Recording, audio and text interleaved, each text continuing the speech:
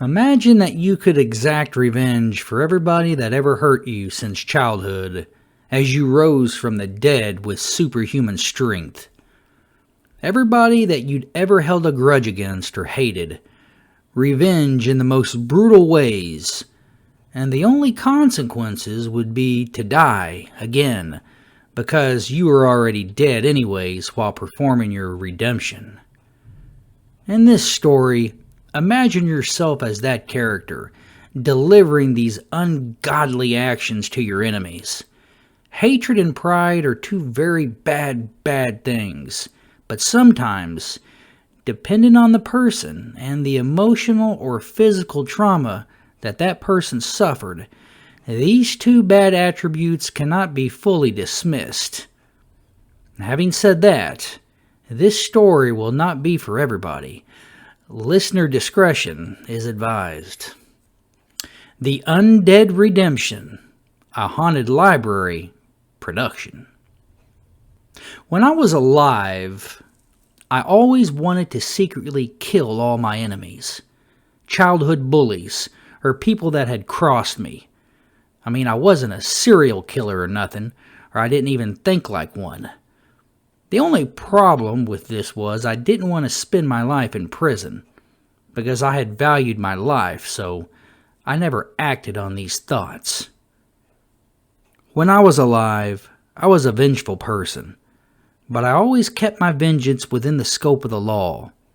I liked my freedom, I loved life, and I was by all means a good person until I was angered or done wrong.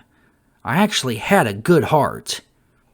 If you were a best friend for years and had gotten stupid over a broad or something work-related or anything in particular, I hated your guts. Life and continuous turmoil can wreak havoc on a person's mindset, like it had mine. When I was alive, I held grudges, though I knew I shouldn't have. They say that a grudge is a heavy thing to carry, but some grudges are meant to be held on to. Some grudges are justified as keeping close to you. When I was alive, I was happy, but I was also angry at a lot of people that had backstabbed me and cheated on me, and I couldn't do anything about that except hope they would fail in life, because their failure would give me satisfaction. That was when I was alive. Now I'm dead, or at least something between living and dead. All I know is I was blasted out of the ground a few days ago in the cemetery by some kind of meteor or rock from the sky. The first thing I felt was an enormous force catapult me from the earth. Then all these bodies, tombstones, trees, and dirt went hurtling through the air. I landed in the woods about 200 yards away from the blast. Some of my past memories are foggy, but my body is mostly intact. I still feel like a man. My body is that of my old one, and I was most certainly a male. I remember that. I feel almost superhuman.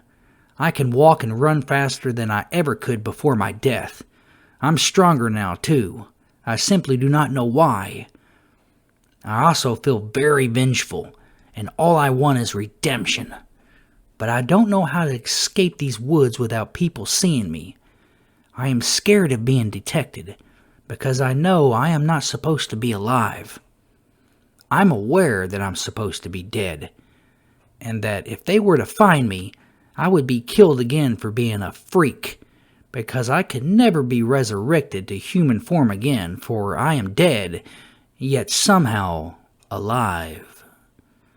I don't know if the blast surged energy into my decaying body or a demon conjured up my darkest wishes when I was still breathing as a human. All I know is I feel like killing, like a hungry, marauding animal. I was a bad person at times when I was alive, but not like this. But I'm not a person anymore, neither good nor bad. I am a rotted, decaying stack of bones out of a horror film with clarity and vision reminiscent of a young, healthy man. I have not saw myself in a mirror yet, but I can feel bone in my face and jaw. I don't have much skin left there. My arms are mostly skeletal, with strings of rotted flesh dangling. I don't mind. For some reason it feels as though this is how I should look in the afterlife. I estimate I have been dead for about 4 to 6 months. I remember dying in the car wreck in the winter, and now it's very hot outside. I have been hiding in the woods for days. In the daylight, I can see giant craters in the graveyard where the rocks must have fallen. I have also seen others like me, their bodies a horrific sight of distorted limbs and sagging faces. That is, the ones with the skin still attached. I saw a few skeletons run around here, bare of all skin, running around the woods just like myself. I have mostly kept to myself too, as have they. It is finally nightfall again, and I have been hiding in the woods for a week now. I can no longer contain my urges to eat my enemies alive. I am not hungry the way I used to be. I'm hungry in a sense to where I need to maul and consume my enemies to maintain my new life. I have even thought about trying to take out one of my own when they're not looking, but they always seem to be watching me, knowing what I'm thinking. Perhaps they're thinking the same thing too and want to eat me to satisfy their own urges. But I have nothing against them. They are just neighbors at this cemetery that's wandering around the woods with me now. My hunger does not extend to just anybody. Only my enemies. Maybe this is why I have been brought back. A higher presence allowing me to uphold justice and revenge. Maybe this is the end of the world or some type of apocalypse. Whatever it is, I'm hungry for these certain people, and I must find them quick or I feel I will die again. I left the woods tonight, my hunger for pain and suffering driving me out into the open. The others followed me, as if I were their leader, as if they were waiting on somebody to make the first move out of the trees. I took off the shirt they had buried me in, and we got moving. My first visit was my ex-best friend's house named Brad. His house was about a mile away from Reborn Cemetery where I was buried. I took a back road to his house with these freaks following me. I didn't mind. Brad had been a good friend from work who'd worked beside me for 2 years.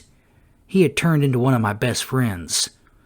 But he had betrayed me over the dumbest shit. I had been scheduled to transfer to an area that I had not been familiar with, and he was. I had spoken to management and asked them to send Brad instead, because he was more experienced. I'd only done this after he told me he would not be upset if they were to choose him. In the end, he got his panties in a wad and never talked to me again, acting like a juvenile, a man in his 30s. And I've hated him since. It was a long walk, but I took the back roads and dodged the oncoming cars. When I arrived at his front yard, I looked behind me. The others stood in a group, waiting in the shadows as if knowing the ungodly deed I was about to do. The damn fools had followed me. I went into the back door and twisted the knob. It immediately broke, and I grinned at my insane strength. I walked in the back door that I walked through many times before.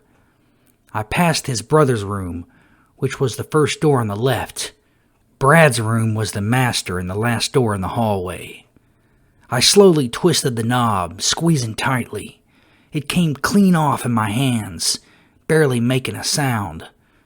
My strength was unbelievable. I stiffly walked in the dark room and went directly for the bed of my ex-best friend. With both of my fists held above my head, hands clenched together, I brought them down with all the force I had onto his bare, fat stomach.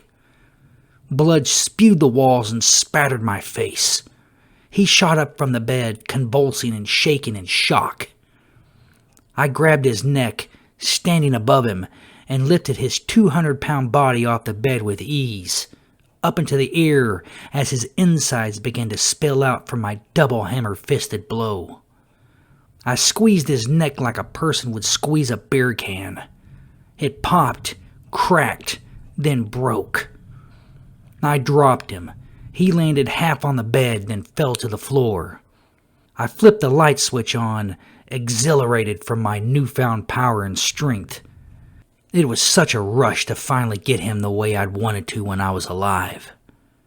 I walked to his master bathroom and looked in the mirror. I was 75% skeleton. My torso and my chest were covered with a thin layer of nasty skin.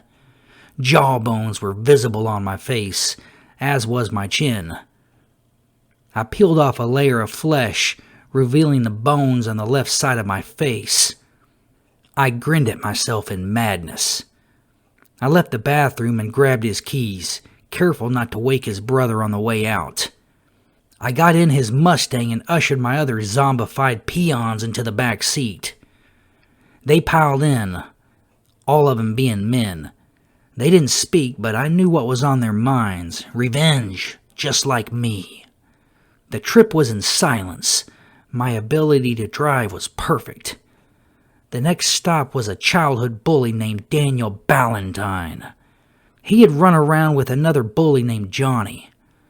When I was younger, I was very small and frail, and my bullies had always been bigger than me. They had trapped me at an upstairs apartment complex as I was visiting one of my parents' friends. My bike was below, and they had waited until I finally came down, beating me up pretty bad. I have never forgotten that. Daniel's address was easy to find, about 3 towns over. I hadn't laid eyes on him in over 32 years. As I parked the car in front of the house, I began to hear a ring in my ears that was driving me nuts. It was loud. I knew it had something to do with being dead. I ignored it, ordering the others out of the car. 2 of my fellow zombies were older, probably around 50. The other 2 appeared younger, closer to my age, in their late 30s to early 40s. They looked confused and acted sluggish, unlike me. The 2 older men were mostly skeleton, their flesh seemingly rotting off long ago in their respective caskets. The other 2 looked similar to me. Their eyes were wild yet dull, their teeth rotten and mostly absent, their hair stringy and thin. "Get out of the damn car and wait for me over there by the tree," I ordered, pointing.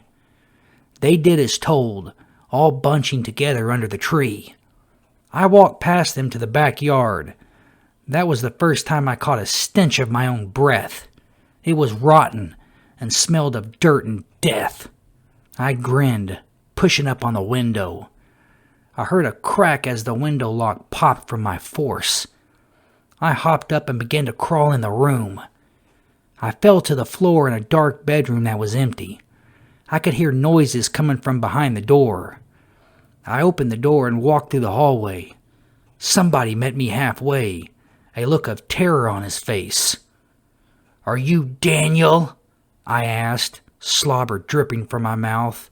My excitement was too much to contain. My hatred for this man was beyond words. He nodded. "Who the fuck are you?" "Michael, but of course. Remember me?" I looked at the gun in his hand as he raised it and fired.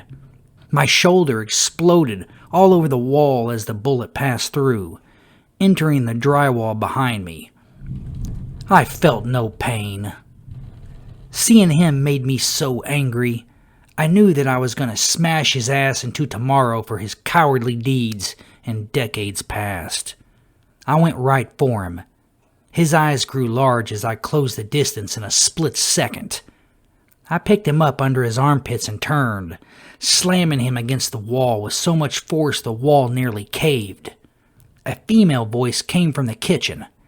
A woman appeared shortly after, screaming as Daniel kicked and slapped to no avail, his body off the ground. I looked over at her and growled. One of my eyeballs popped out into the floor, and she screamed even louder, exiting the house through the front door as I heard it slam. I focused my attention back to Daniel, who was screaming and cursing. I dropped him and drove a right hand through his stomach, my bony fist penetrating deep. I grabbed for a handful of intestines and slung them out into the carpet. Blood spilled from the open wound and hole in his stomach.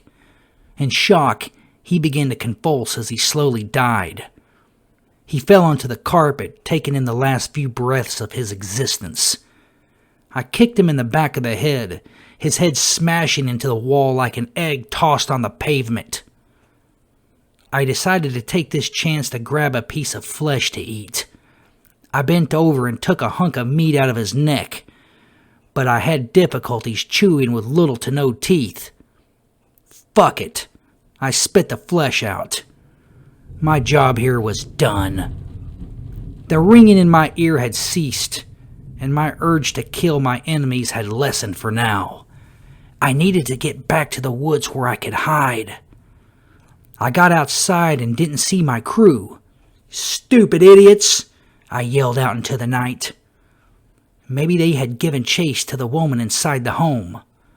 Regardless, I headed for the car. Just then, a slew of police cars with sirens blazing rushed down the street, their doors flying open as they came to a screeching stop in front of the house. Police stood behind their car doors and aimed their guns, ordering me to stop. My stolen car was next to theirs, and all I wanted to do was get in and be on my way, back to my dark home. I didn't want any trouble with anybody else aside from my enemies. I guess I got too close and they thought I was charging them. Bullets from the 3 different Glocks shot holes through me as I staggered, ultimately falling onto the ground, taking my last breath as an undead person in my childhood enemy's front yard. It's been years since my afterlife opportunity to get revenge. I had no urge to visit loved ones, just an urge to kill douchebags from my past. Now I'm back in the ground, all but a pile of withered bones. I know another meteor will probably not happen, allowing me again to roam free. A vengeful, ruthless killer seeking justice in the shadows.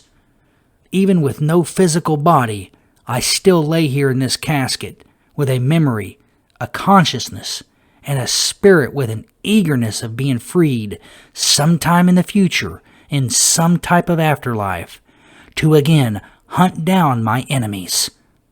Until then, I will rest and wait.